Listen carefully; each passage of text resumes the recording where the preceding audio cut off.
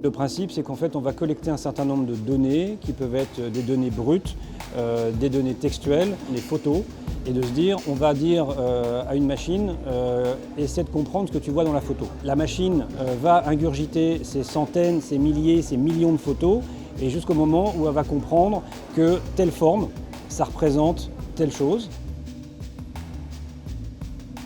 L'application va suivre ce qui se passe et va pouvoir être force de proposition. Dans le cas de petites annonces, par exemple, je vais dire, moi j'envoie un canapé, la machine va me dire, mais en fait, c'est pas un canapé, c'est un sofa, il est en cuir, il est marron. J'aurai beaucoup plus d'informations et donc beaucoup plus de chances de le vendre.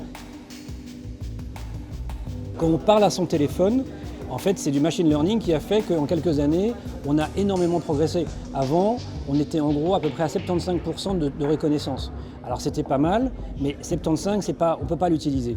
Aujourd'hui, que ce soit des systèmes chez Microsoft, Google ou Apple, on est entre 93 et 96%. Les gens ne se rendent pas compte qu'en fait, lorsqu'on y parle, la machine comprend le texte, elle ne comprend pas le côté sémantique, elle ne comprend pas réellement ce que ça veut dire.